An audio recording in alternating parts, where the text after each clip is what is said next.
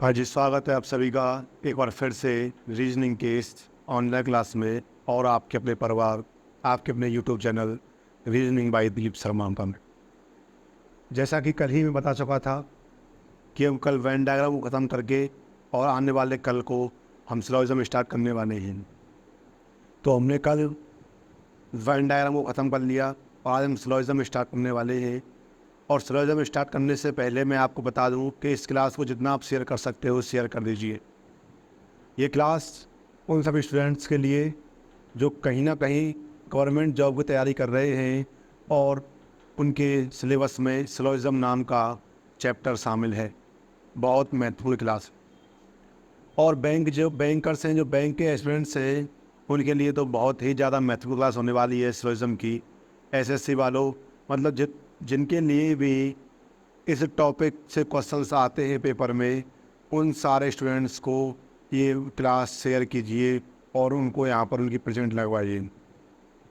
आपकी प्रेजेंट का तरीका है आपका लाइक का बटन कर दीजिए, मैं समझ जाऊँगा प्रेजेंट हो गए।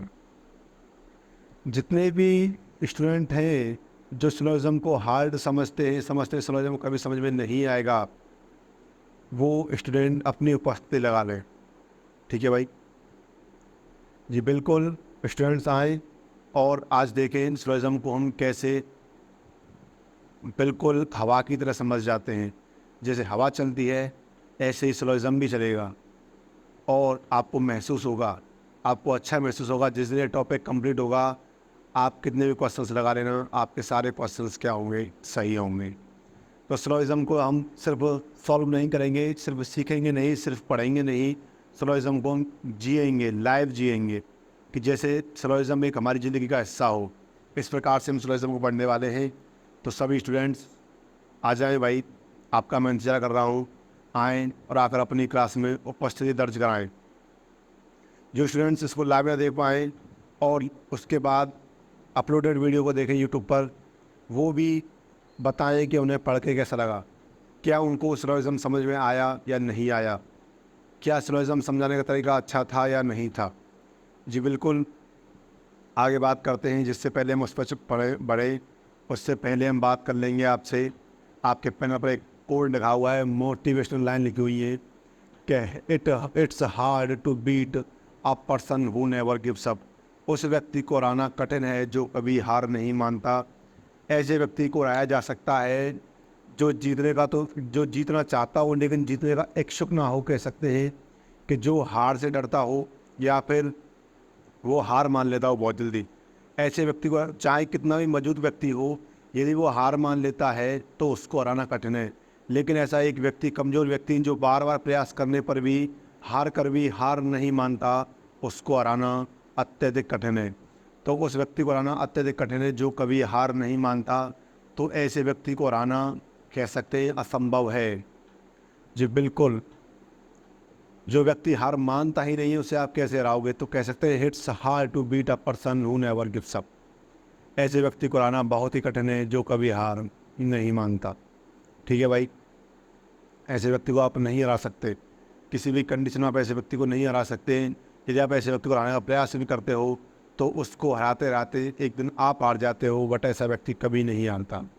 तो इसका मतलब क्या है कि आपको हार नहीं माननी है। आपके रास्ते में बहुत कठिनाई आएंगी, उन कठिनाइयों पर चल करके आपको आगे बढ़ना है। उन कठिनाइयों से आगे आपको प्रयासरत होना है, आपको प्रयास करना है। समझ मेरी बात को। तो आपको हार नहीं माननी है। हार नहीं मानूंगा, मैं रार नहीं ठानूंगा, मैं भाग्य के कागज़ पर लिखता हूँ, मिटाता हूँ, कुछ ऐसा लाइनें हैं अटल बिहारी वाजपेयी जी की। तो आपको हार नहीं माननी है। हार मानना और हारना दोनों ही अलग अलग चीज़ें। हार जाओ वो बिल्कुल स्वीकार है, लेकिन हार मानना तो कतई स्वीकार ही नहीं है। आपको हार नहीं माननी है।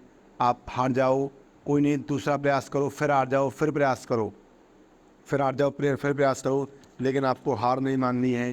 तो जब तक आप हार नहीं मान लेते, आपको कोई नहीं हरा सकता। समझे। तो आपको हार नहीं माननी है। बेसिक सी चीज़ें हैं। यदि आप हार मानते हो तो आप लड़ने से पहले हार जाते हो, और आपको लड़ने से पहले नहीं हारना है, आपको लड़ के हारना है। समझे मेरी बात को। अब कोई डाउट है किसी को। होना भी नहीं चाहिए वो भी डाउट। आगे बढ़ते हैं। यही कहूँगा कि आपको हार नहीं माननी है। It's hard to beat a person और नेवर गिव सब। तो आपको हार नहीं माननी है।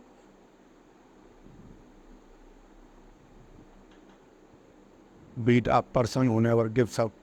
उस व्यक्ति को हराना कठिन है जो कभी हार नहीं मानता। समझ गए मेरी बात को? आगे चलता हूँ भाई। देखिए भाई, आपका टॉपिक स्टार्ट होने वाला है सिलोइज्म।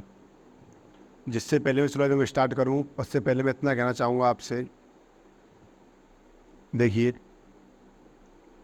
कि जो सिलोइज्म चैप्टर है,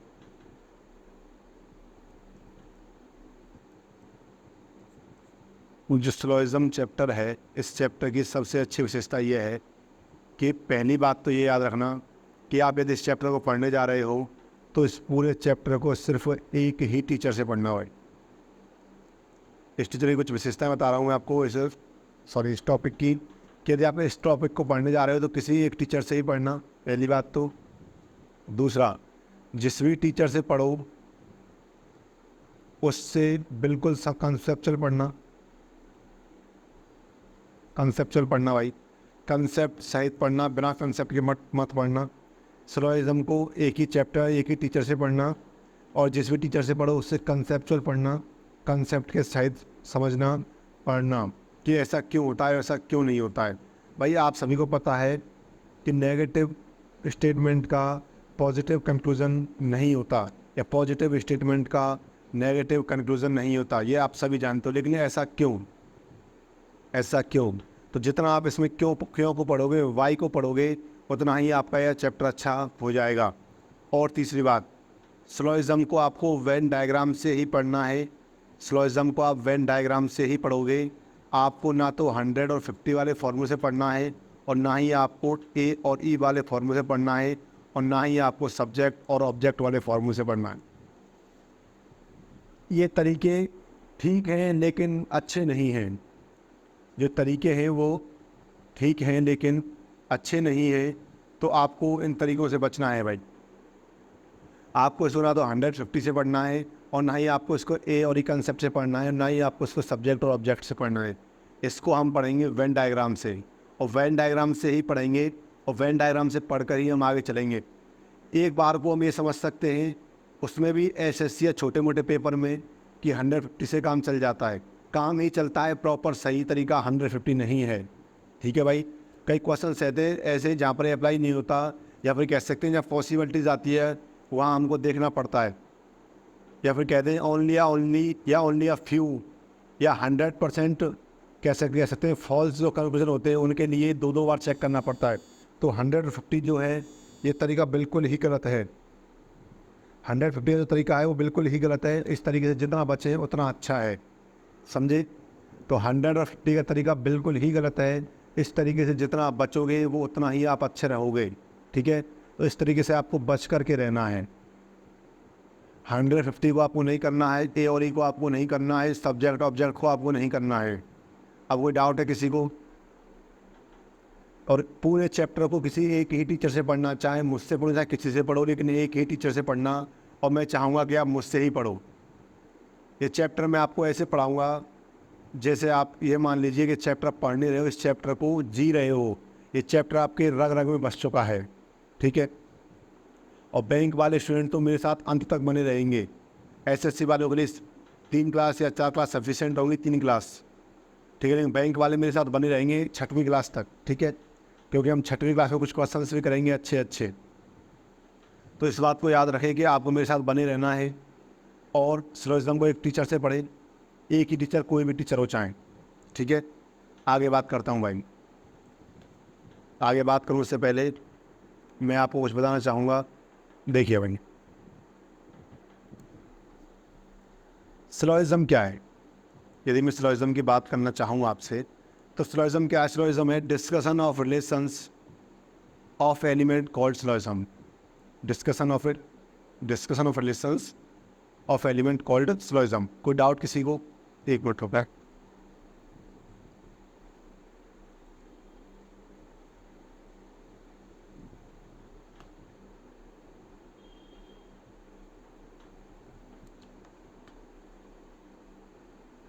तो किसी भी एलिमेंट्स के रिलेशन के बारे में डिस्कस करने को ही क्या कहा गया है?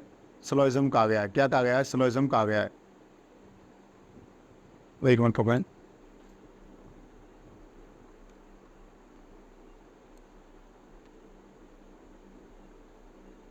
On this latent, I think it really देखिए,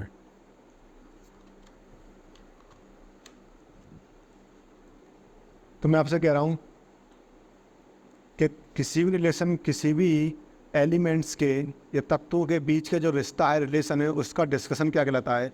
सिलोजिज्म कहलाता हूँ।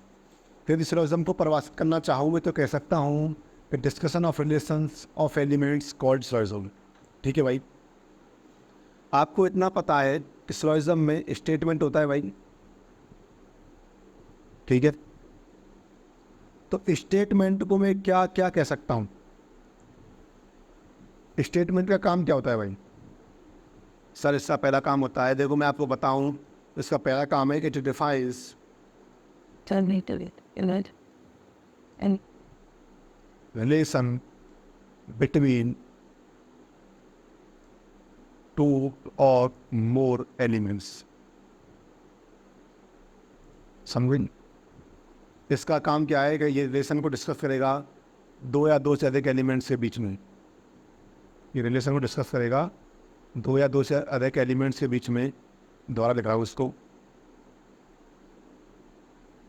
It defines relation between two or more elements। Yes मैं लिख लो भाई, कोई दिक्कत नहीं। एक मिनट तक बिल्कुल बिल्कुल इस चैप्टर को आराम से करेंगे, कोई दिक्कत नहीं है।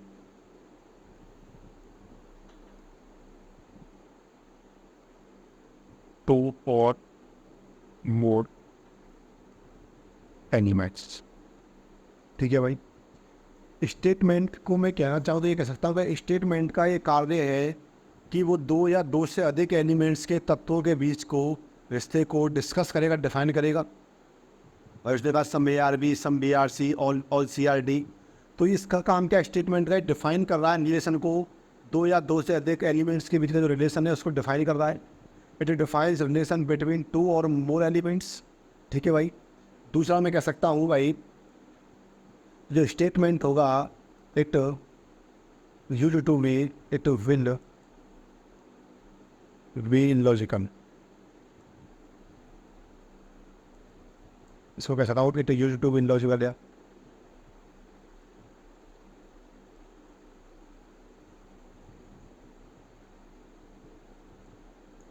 इट यूज्ड टू बी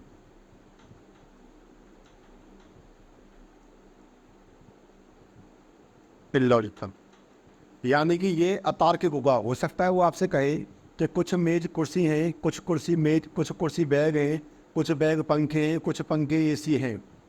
तो ये इलॉजिकल बातें हैं, ये कोई लॉजिक नहीं है। पंखे मेज नहीं हो सकते, या मेज कुर्सी नहीं हो सकता, या कुर्सी बैग नहीं हो सकते। ये बातें इलॉजिकल है, लेकिन हमको इसे एक्सेप्ट करना पड़ेगा as a universal truth.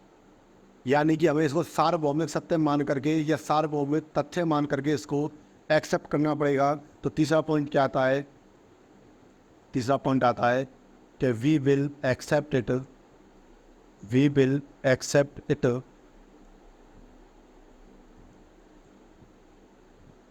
As universal fact.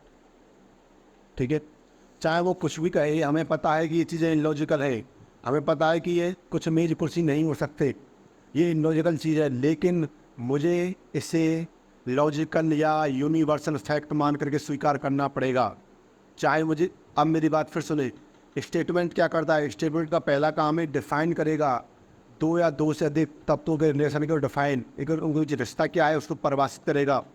और ये इलॉजिकल हो सकता है भाई, वो कह सकता है इलॉजिकल ही होगा। It is use to be illogical. ये अतार्किक ही होगा कि कुछ बैग कुर्सी हैं, कुछ रसगुल्ले मेज है, कुछ मेज गुलाब जामुन है, कुछ गुलाब जामुन सोन पापड़ी है। आपके मुँह में पानी आ रहा है, साथ साथ में मेरे भी आ रहा है, उसका कोई दोहराए नहीं है, लेकिन हमको इस टॉपिक को पढ़ना है। ठीक है भाई, लेकिन उस इलॉजिकल चीज़ को हमें यूनिवर्सल फैक्ट मान करके स्वीकार करना पड़ेगा कि ये यूनिवर्सल फैक्ट है, हमको ऐसा मानना पड़ेगा और ये मानना हमारी मजबूरी है और हमको मानना ही पड़ेगा। अब मैं आता हूँ स्टेटमेंट से कंक्लूजन पर। देखिए भाई,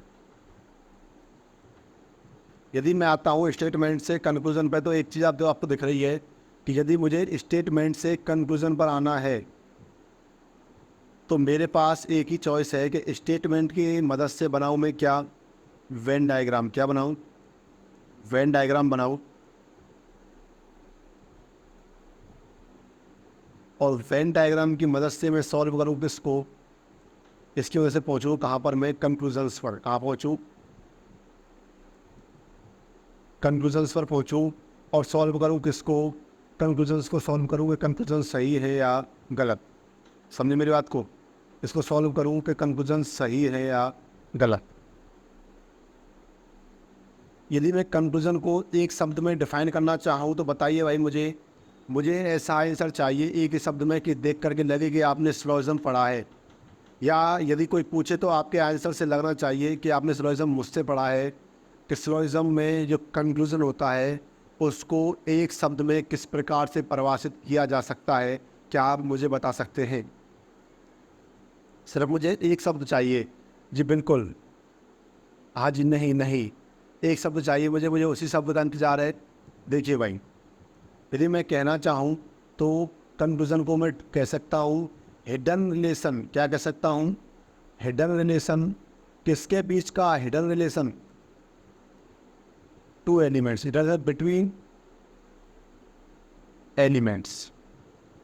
दिख रहा है भाई आपको? हिडन रिलेशन बिटवीन किसके? एलिमेंट्स के बीच का हिडन रिलेशन। ठीक है भाई, दोबारा सुनिए मेरी बात को।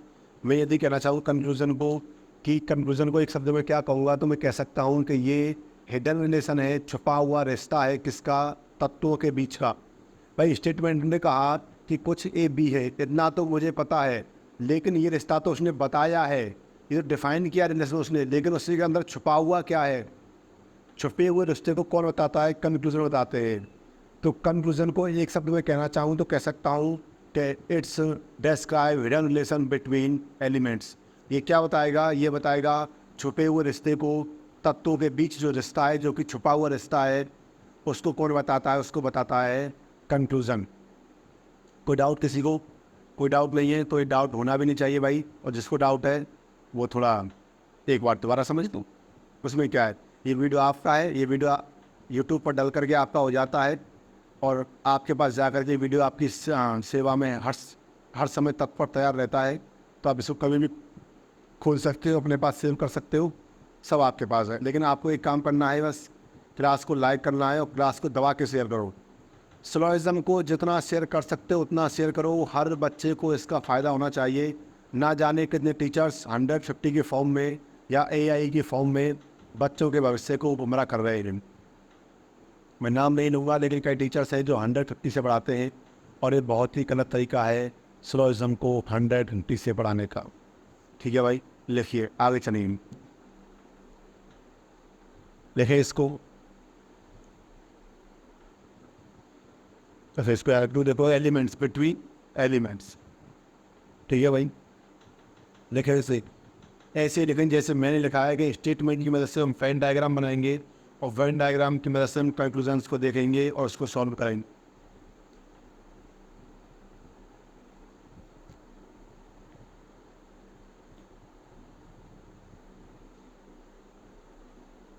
and देखिए भाई आगे देखते हैं। सिलोजिज्म में जो स्टेटमेंट है वो दो प्रकार के होते हैं, एक होता है पॉजिटिव और एक होता है नेगेटिव। एक होता है पॉजिटिव और एक होता है नेगेटिव। पॉजिटिव दो होती है, एक होता है ऑल, दूसरा होता है सम, यानी कि ऑल यानी कि सभी, और सम यानी कि कुछ, और नो यानी कि कोई नहीं,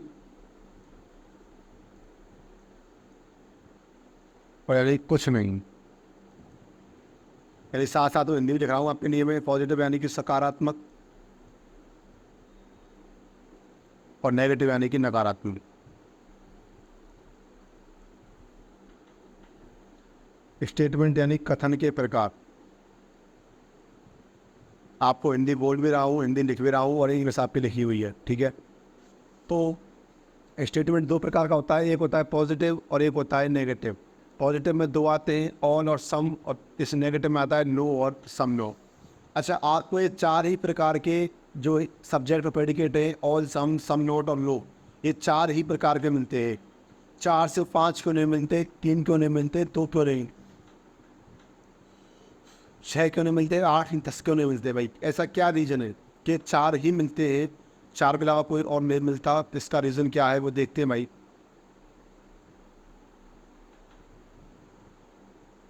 पहले इसको देख लेते हैं, देखो फिर देख लीजिए को कि the main to types of statement. पहला कौन सा है? यूनिवर्सल, जो कि मुझे क्या देगा, मुझे देगा 100% इन्फॉर्मेशन, और कह सकते हैं अथवा कंप्लीट इन्फॉर्मेशन। कौन कौन देगा?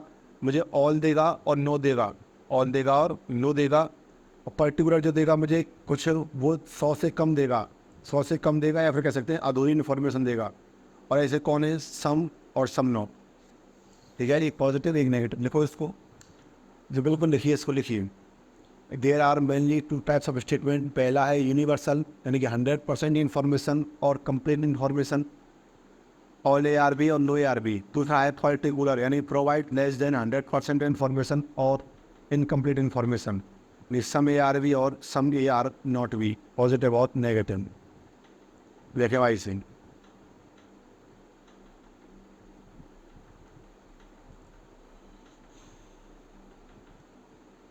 देखिए भाई,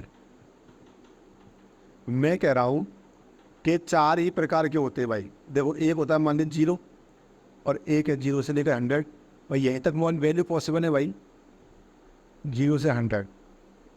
मैं कह रहा हूँ, पहली एक चीज़ कही मैंने आपसे कि 0 to हीरो बैच का कोई भी बच्चा कमज़ोर नहीं है। मैंने क्या कहा आपसे कि 0 to हीरो बैच का कोई भी बच्चा कमज़ोर नहीं है, या फिर मैं ऐसे कह दूँ कि 0 to हीरो बैच का 0% बच्चा कमज़ोर है। पर बात तो एक ही है। मैं कह रहा हूँ कि 0 to हीरो बैच का 0% बच्चा कमज़ोर है, और मैं आपसे कह रहा हूँ कि 0 to हीरो बैच का कोई बच्चा कमज़ोर नहीं है। तो मैं नो कह दूँ या 0% कह दूँ, बात एक ही है। तो नो पर आता है कौन? 0%, यानी कि नो, ठीक है। मैं आपसे कह रहा हूँ कि 0 to हीरो बैच का कोई भी बच्चा कमज़ोर नहीं है, या मैं आपसे कह दूँ कि 0 to हीरो बैच का 0% बच्चा कमज़ोर है, बात तो एक ही है भाई। और जब मैं कह रहा हूँ कोई बच्चा कमज़ोर नहीं है, इसका मतलब मुझे पक्का पता है कोई नहीं है, तो एक कंडीशन कौन सी हो जाएगी? ये एक स्टेबल कंडीशन हो जाएगी। कौन सी हो जाएगी? ये स्टेबल कंडीशन, यानी कि स्थायी कंडीशन हो जाएगी।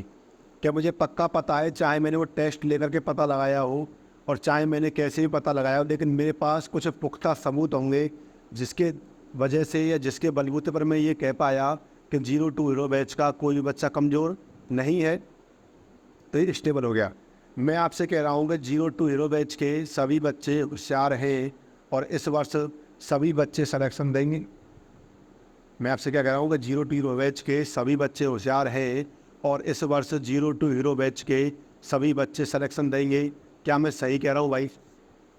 मैंने कहा कि सभी, यानी जब ऑल होगा, या आपसे मैं कह दूँ कि 0 to हीरो बैच के सभी बच्चे होशियार हैं, या फिर ऐसा कह दूँ कि 0 to हीरो बैच के 100% बच्चे होशियार हैं, तो बात तो एक ही होगी। यदि मैंने ऐसा कहा है कि 0 to हीरो बैच के 100% बच्चे होशियार हैं या सभी बच्चे होशियार हैं, तो मैंने कोई ना कोई टेस्ट लिया होगा, कोई ना कोई परीक्षा का आयोजन किया होगा, जिसके रिजल्ट से या जिसके परिणाम से मैं ये कह पाया कि 0 to हीरो बैच के सभी बच्चे होशियार हैं, या फिर 0 to हीरो बैच का कोई बच्चा होशियार नहीं है। कोई नहीं है या है सभी की कंडीशन में नो भी स्टेबल है और ऑल भी क्या है? स्टेबल है।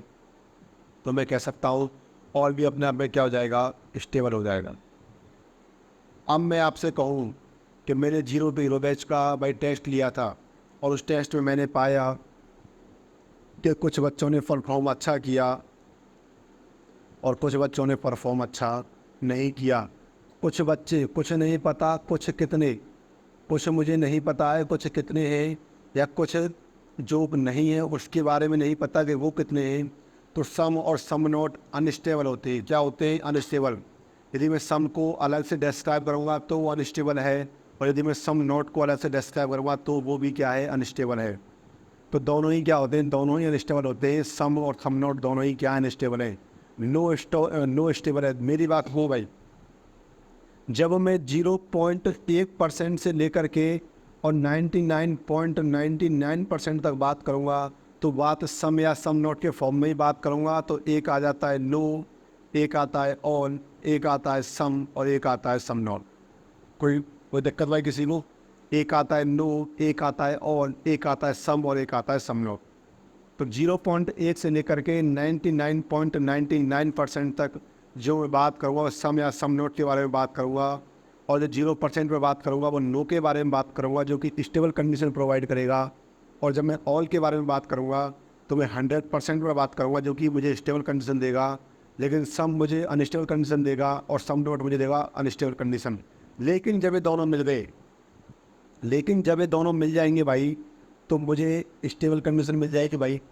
सम नॉट के बिना अनस्टेबल है, सम नॉट सम के बिना अनस्टेबल है, लेकिन दोनों मिल करके मुझे स्टेबल कंडीशन दे देंगे भाई।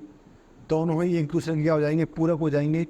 मैं कह दूं कि इस बैच के कुछ बच्चे होशियार हैं और इस बैच के कुछ बच्चे होशियार नहीं हैं। ये दोनों ही अनस्टेबल हैं लेकिन दोनों ही मिल जाएंगे। जब मैं इसमें आइदर और कंसेप्ट लगा दूंगा तो मुझे स्टेबिलिटी दे देंगे, और इसको मैं आइदर और में और समझाऊंगा। कई टीचर्स ये कहते हैं, कई तो क्या 98% टीचर्स ये कहते हैं कि सम और सम नोट का आइदर और केस नहीं बन सकता। उन टीचर्स को मैं ये कहना चाहूँगा कि वो गलत बता रहे हैं। कम से कम भाई एक बार यदि आप सोचेंगे तो आपको दिख रहा है कि सम और सम नोट का एक बार तो हमको इसको आइदर और केस बनाना पड़ेगा। क्यों? क्योंकि सम अनस्टेबल है, सम नोट भी अनस्टेबल है और दोनों ही मिलके एक दूसरे के पूरक हो जाते हैं। तो एक बार तो हमको इसको आइदर और मानना पड़ेगा। और मैं इसको और डिटेल में कि इसको आइदर और क्यों मानते हैं, आइदर और कंसेप्ट में बात करूँगा भाई। यहाँ सिर्फ मैंने आपको इतना समझाया है कि ये 4 प्रकार के ही सब्जेक्ट या प्रेडिकेट के होते हैं, ऑल, सम नोट या फिर नो। समझ गए भाई? ठीक है, आगे देखते हैं भाई। ये कुछ कीवर्ड्स हैं, सेकेंडरी कीवर्ड्स जो आपको आने चाहिए भाई। सम को हम क्या क्या बोल सकते हैं, ऑल को हम क्या क्या बोल सकते हैं, सम नोट को हम क्या क्या बोल सकते हैं, नो को हम क्या क्या बोल सकते हैं। इस ऑफ को, मोस्ट ऑफ को यहाँ से हटा के यहाँ लगा दो, मोस्ट ऑफ कॉमा मोस्ट में। देखो यदि सम ना आए, ये आ जाए फ्यू ARB, इसका मतलब भी क्या है, सम ARB। आ फ्यू आ जाए, एटलीस्ट सम आ जाए, ऑलमोस्ट ऑल आ जाए, मैक्सिमम आ जाए, मिनिमम आ जाए, मैनी आ जाए, मोस्ट ऑफ आ जाए, मोस्टली आ जाए, मैनी आ जाए, मोर आ जाए, जनरली आ जाए, या 0.1% से 99.99% तक कोई भी संख्या आ जाए तो हम उस संख्या को और इन वर्ड्स को सम में ही काउंट करेंगे। तो ये सब सम के क्या होते हैं, सेकेंडरी कीवर्ड्स होते हैं। कौन कौन? Few, a few, at least some, almost all, maximum, minimum, many, most of, mostly, many, more, generally, 0.1% to 99.99%। ये किसके? ये सम के। अब मैं बात करता हूँ ऑन की। ऑन में भी भाई, ऑन की बात कर लो तो देखो ऑन के होते हैं ईच, एवरी, एनी, ओनली, 100% और नो। ये किसके हैं? ये है ऑल के। कौन कौन? ईच, एवरी, एनी, ओनली, 100% और नो। सम नोट के कौन कौन है? सम नोट के हैं हार्डली, स्केयरली, सेल्डम। और नो का कौन है? नन, नेवर, ऑल नोट और नो वन। लिखिए इसको भाई, लिखिए आप, तब तक मैं अभी आता हूँ। चलिए लिखिए, नहीं ना, लिखिए इसको। इसका आप ऐसा करिए, स्क्रीनशॉट ले लीजिए, मैं आगे बढ़ता हूँ। इसका आप स्क्रीनशॉट ले लीजिए, मैं आगे बढ़ता हूँ भाई।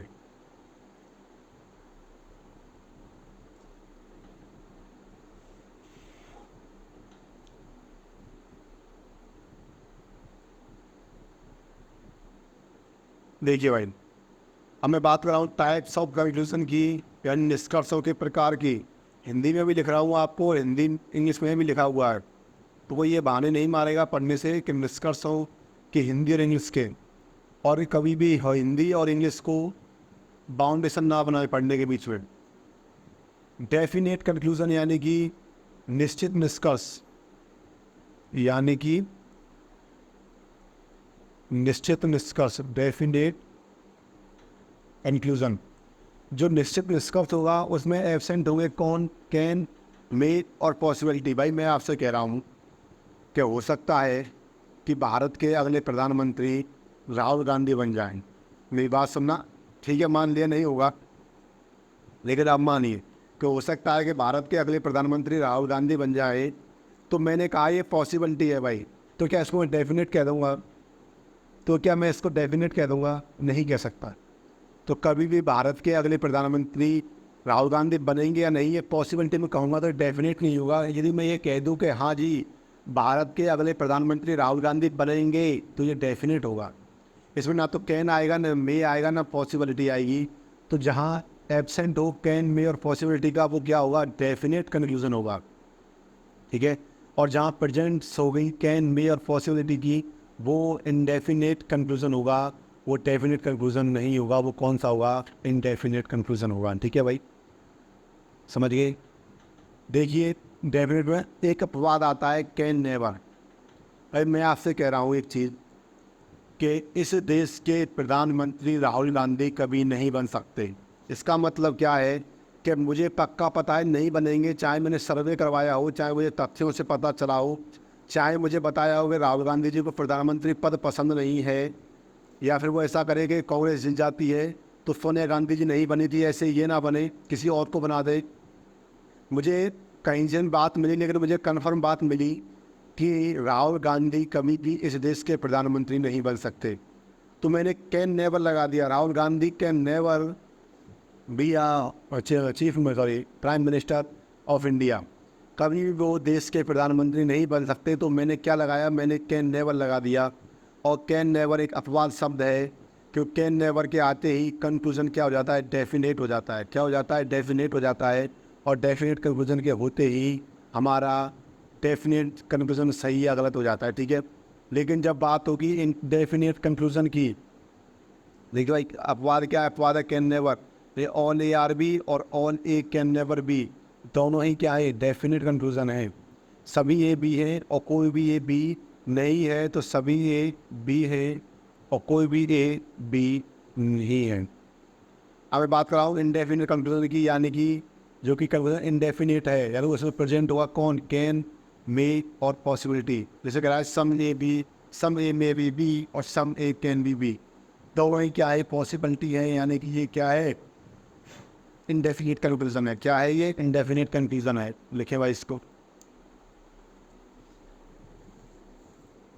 लिख लिया भाई, स्क्रीनशॉट ले लें इसका। आगे बढ़ते हैं जी। बिल्कुल अभी आपकी क्लास चलेगी, अभी तो आपका 15 मिनट का बचा है। सिलोजिज्म में कोई भी टाइम को क्लास को नहीं देखा है। सिलोजिज्म में यदि एक बार मैं पढ़ने लग गया तो टाइम और क्लास कोई नहीं देखा, ठीक है। देखो भाई, देखो स्टेटमेंट 4 प्रकार के हो सकते हैं, सम, ऑल, सम नोट और, देखो 4 ही हो सकते हैं। कौन कौन से? ऑल, सम, सम नोट और नोट। देखो मैं एक एक से डिस्कस कर रहा हूँ, एक एक से बात करने वाला हूँ सभी के बारे में। भाई पहला उसने कहा कि सम ए आर बी। तो देखिए सम ए आर बी का मतलब क्या है? इसका डायग्राम ऐसे बनेगा भाई।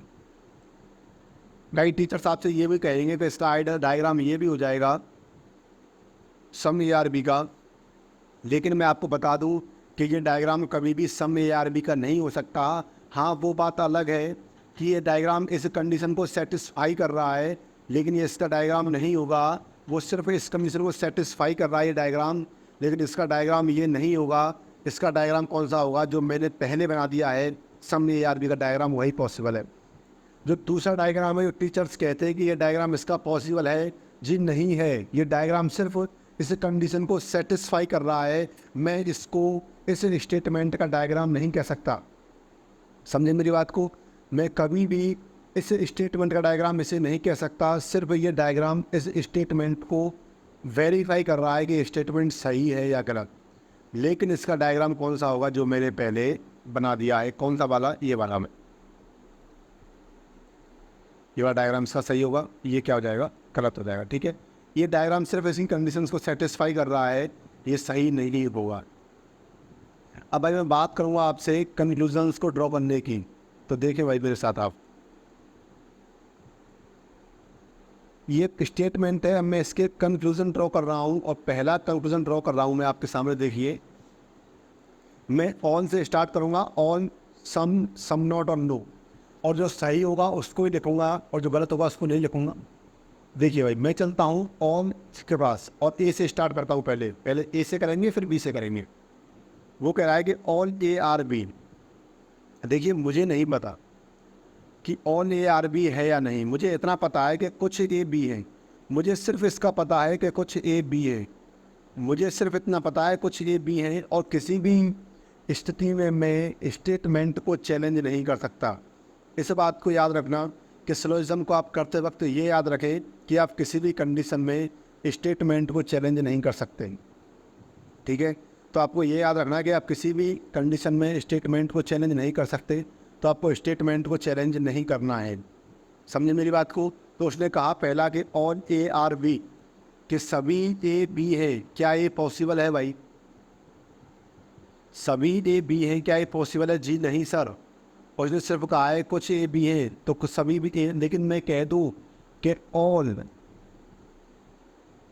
ए आर बी इज पॉसिबिलिटी।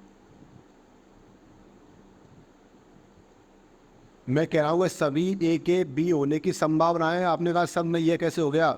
मैंने कहा भाई सुनो, मुझे सिर्फ इतना पता है कि कुछ ए बी हैं, सभी ए है या बी है मुझे नहीं पता, लेकिन मुझे इतना पता है कि सभी ए बी हो सकते हैं, पॉसिबिलिटी है। क्यों? जब भी मैं इस खालिस्तान के बारे में बात करूँगा, मैं आपको कल की क्लास में कुछ नोट लिखाऊंगा, 3 नोट, जिनसे आपका ये पूरा टॉपिक कंप्लीट हो जाएगा। तो जब भी मैं इस ब्लैंक स्पेस की बात करूँगा तो पॉसिबिलिटी में बात करूँगा। मुझे इतना पता है कुछ ए बी है, लेकिन सभी ए बी हैं ये तो नहीं हो सकता भाई, ये मुझे नहीं पता। लेकिन जो मुझे नहीं पता उसमें मैं पॉसिबिलिटी लगा सकता हूँ कि all A are B is possibility. समझ गए भाई? आगे कहता हूँ, दूसरा आएगा सम ए आर बी। लेकिन भाई याद रखें, सम ए आर बी बात तो सही है, लेकिन वही क्या है? स्टेटमेंट। और रीस्टेटमेंट हमेशा गलत होता है। रीस्टेटमेंट हमेशा गलत होता है, कभी भी रीस्टेटमेंट सही नहीं होता है। तो सम ए आर बी गलत हो जाएगा। ठीक है, अब आता हूँ सम ए आर नॉट बी। कुछ ए बी नहीं है। आप कहोगे सर सही है, मैंने कहा नहीं भाई, मैंने आपसे कहा था कि स्टेटमेंट ने सिर्फ इतना कहा है कि कुछ ए बी है, उसने और कुछ नहीं कहा। और किसी भी कंडीशन में स्टेटमेंट को चैलेंज नहीं किया जा सकता। तो उसने सिर्फ कुछ ए बी है ये कहा है, उसने कहीं भी ये नहीं कहा कि कुछ ए बी है या नहीं। और जब उसने नहीं कहा तो वो अपनी ओर से नहीं मानेंगे, तो some A are not B तो गलत हो जाएगा। लेकिन मैं कह दूं कि some A are not B is possibility. सही हो जाएगा भाई? कि कुछ ए बी ना होने की संभावना है। जी बिल्कुल, संभावना में तो मैं 7 खून माफ़ भी कर सकता हूँ। मैं क्या कर रहा हूँ? संभावना में तो मैं 7 खून माफ़ भी कर सकता हूँ। संभावना में तो कुछ भी हो सकता है। तो आप संभावना को ना देखें, आप सिर्फ भावना को देखें। और भावना कौन सी? जो आपके मन के अंदर है, बाहर वाली भावना को ना देखें। ठीक है, तो मैंने देखा कि ऑन ए आर बी गलत था, लेकिन all A are B is possibility सही है। सभी ए बी होने की संभावना है। जी बिल्कुल है, मुझे सिर्फ इतना पता है कि कुछ ए बी है। अब सभी ए बी है या नहीं वो संभावना में देख सकता हूँ। ठीक है भाई, मैंने कहा था किसी भी प्रकार से स्टेटमेंट को चैलेंज नहीं किया जा सकता।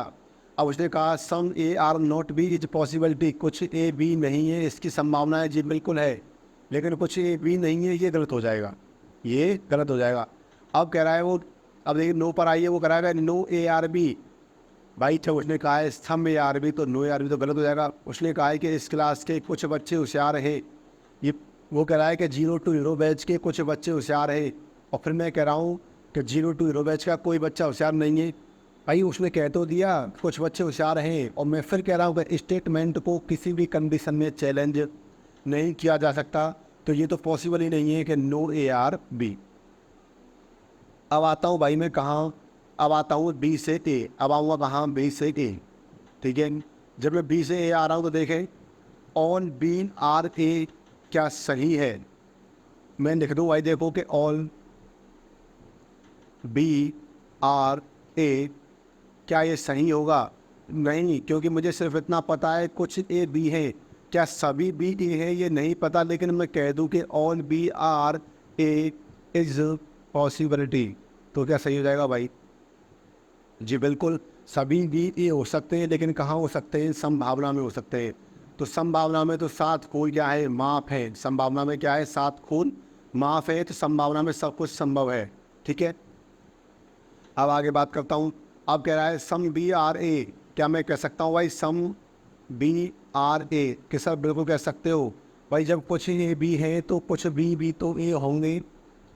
जब कुछ ए बी हैं तो कुछ बी भी तो ए होंगे। ऐसा तो नहीं कुछ ए बी हो लेकिन कुछ बी ए ना हो। ये वाले ए जो बी है वो ये वाले बी ए भी तो होंगे। समझे मेरी बात को? मैं इस कॉलम की बात कर रहा हूँ, जो कॉमन कॉलम है। जो कुछ ए बी है तो कुछ बी भी क्या होंगे? ए होंगे। मैं 5वें कन पे पहुँचता हूँ। तो देखिए, मैं 5वें सम नोट की बात कर रहा हूँ। तो देखिए, मैं कह रहा हूँ some B are not A. कुछ बी ए नहीं है, मुझे नहीं पता भाई। मुझे सिर्फ इतना पता है कि कुछ ए बी है। अब कुछ बी ए है या नहीं ये मुझे नहीं पता, और जो मुझे नहीं पता उसके बारे में मैं कुछ भी नहीं कह सकता भाई। जो मुझे नहीं पता मैं उसके बारे में कुछ भी नहीं कह सकता। तो some B are not A मैं नहीं कह सकता, लेकिन जो मुझे नहीं पता मैं उसके बारे में संभावना में तो कह सकता हूँ। तो some B are not A is क्या हो जाएगा? Is possibility.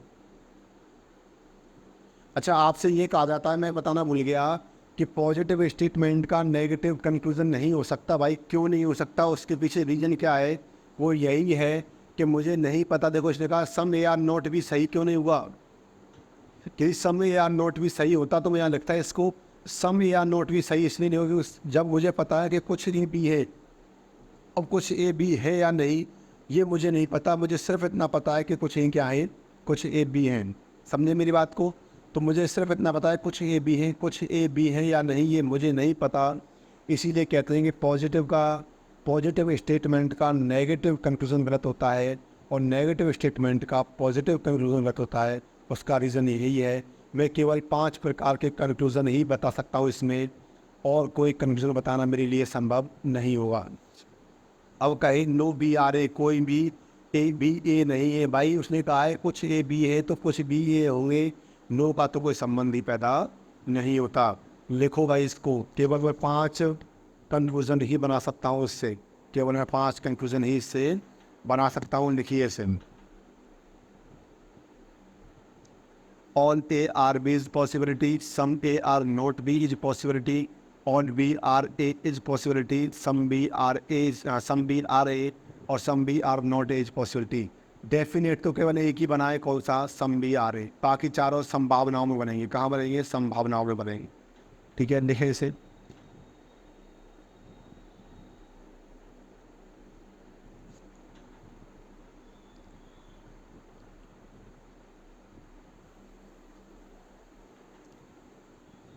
देखो, इसके बारे में बात कर रहा हूँ मैं आगे आपसे। ऑल ए आर बी के बारे में बात कर लेता हूँ। जो ऑल ए आर बी है इसका डायग्राम क्या बनेगा? उसने कहा है सभी ए बी हैं, तो ये सभी ए हो गए और सभी ए क्या है? बी हैं। आपको ये बताएंगे कि सभी ए, और ये बता देंगे टीचर्स की सभी ए, और ये बड़ा वाला हो जाएगा, मतलब जो किया रखा है हो जाएगा बी। सभी ए बी है। ये इस कंडीशन को सेटिस्फाई कर रहा है, लेकिन ये इसका डायग्राम नहीं हो सकता। समझ मेरी बात को? ये सिर्फ इस कंडीशन को सेटिस्फाई कर रहा है, लेकिन इसका डायग्राम नहीं होगा। इसका डायग्राम कौन सा होगा? सिर्फ इसका डायग्राम यही होगा कि कुछ ए बी हैं। अब चलते हैं, हम ड्रॉ करते हैं कंक्लूजन। इसको पहले इसको पीछे देता हूँ, रुको एक मिनट।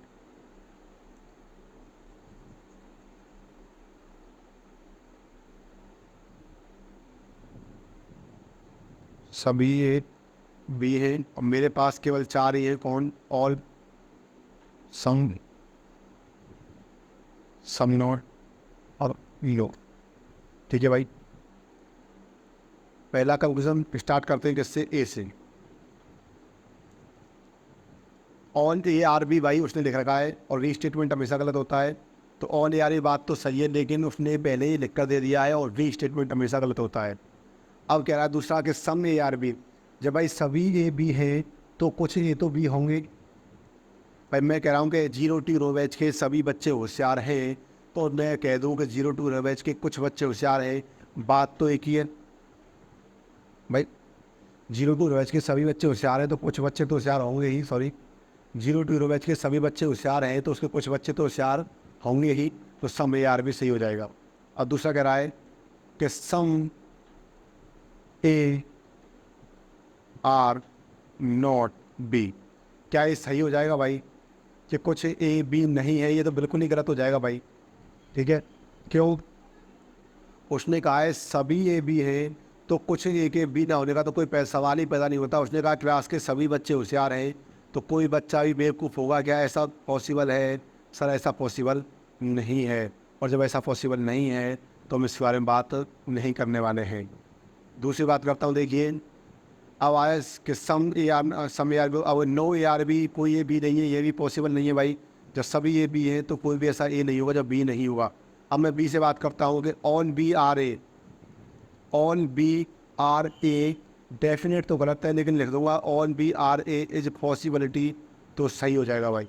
क्योंकि देखो मैंने अभी बताया था कि ये डायग्राम इसको सेटिस्फाई करता है कि ऑन बी आर ए, ठीक है, सभी बी ए हो सकते हैं, ऐसी संभावना असंभव है, लेकिन डेफिनेट में गलत हो जाएगा। क्योंकि डेफिनेट में मुझे सिर्फ इतना पता है कि सभी ए बी है और किसी भी कंडीशन में मैं स्टेटमेंट को चैलेंज नहीं कर सकता। ठीक है भाई।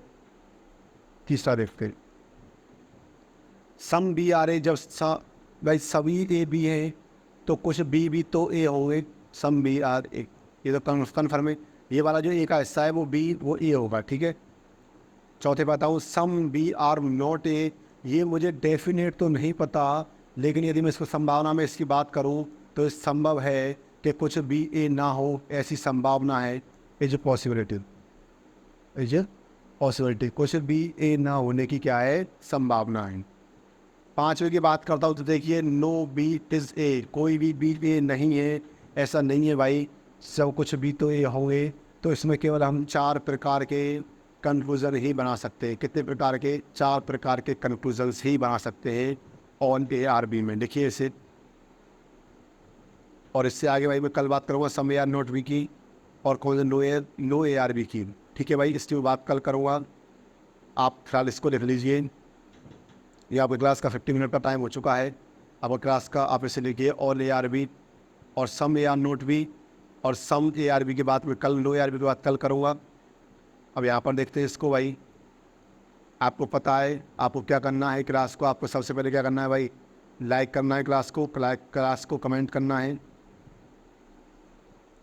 तो लाइक किया करो सबसे पहले तो। ठीक है, आपको समझ में आया या नहीं आया वो कमेंट करके बताया करो, कितना अच्छा मैंने समझाया आपको बेसिक। ठीक है, क्लास को भाई शेयर किया करो। आपको आज की क्लास से पता तो चल गया होगा कि हम स्लॉग में कितने आगे जाने वाले हैं, तो क्लास को शेयर भी किया करो जिससे और स्टूडेंट भी इसका फ़ायदा उठा सकें। ठीक है, लाइक कमेंट शेयर और सब्सक्राइब किया करो भाई। और कमेंट से आपका एक पॉजिटिव कमेंट हमें अप्रिशिएट करता है अच्छा काम करने के लिए। ठीक है, तो भाई आप कम से कम यदि आप यूट्यूब पर आकर फ्री में इतना अच्छा कंटेंट ले पा रहे हो, इतना अच्छा आप समझ पा रहे हो, तो क्या हम जो टीचर्स हैं, मैं सिर्फ अपनी बात नहीं कर रहा हूँ, जो सभी टीचर्स चाहे वो किसी भी फील्ड में हो, वो जो टीचर्स आपको कंटेंट प्रोवाइड कर रहे हैं, क्या वो एक कमेंट के भी हकदार नहीं हैं? तो एक कमेंट कर दिया करो भाई। आपके कमेंट से हमें अप्रिसिएशन मिलता है। आप लाइक ना करो तो भी चलेगा, लेकिन आपकी कमेंट बहुत ज़रूरी है। कमेंट से हमें क्या मिलता है? अप्रिसिएशन मिलता है, पॉजिटिव एनर्जी मिलती है। ठीक है, और मैं आपको बार बार बताता रहता हूँ कि मैं आपको चैनल के लिंक नीचे देता हूँ, टेलीग्राम चैनल की भी। तो मेरा टेलीग्राम चैनल है रीजनिंग बाय दिलीप शर्मा, आप यहाँ भी जुड़ सकते हो मुझसे।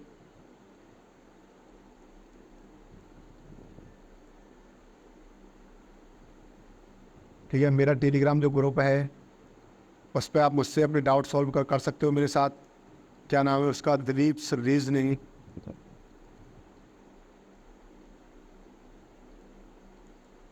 Doubt solve. आप मेरे फेसबुक पेज पर भी जुड़ सकते हो मुझसे, वहाँ भी आप फॉलो कर सकते हो, वहाँ भी आपको वीडियोस मिलती है फेसबुक पेज पर, जिसका नाम है reasoning bye Dilip Sharma. Reasoning by Dilip Sharma. ठीक है भाई, और आप जुड़ सकते हो मेरे इंस्टाग्राम पे भी, वहाँ भी आपको शॉर्ट ट्रिक वाली वीडियो मिल जाएंगी आपको। एमर्स कैरियर इंस्टीट्यूट, एमर्स कैरियर इंस्टीट्यूट पर भी आप मुझसे जुड़ सकते हो। ठीक है, समझ गए। यहाँ आप मुझसे जुड़ सकते हो। कल फिर मिलते हैं भाई आपसे क्लास। आज की क्लास का टाइम ख़त्म हो चुका है, क्योंकि लगभग हमने यहाँ पर आज 50 मिनट से ऊपर हम पढ़ चुके हैं। और 50 मिनट से ऊपर पढ़ने का मतलब क्या है, आप जानते हो कि आपकी क्लास का टाइम हो चुका है। Thank you very much class.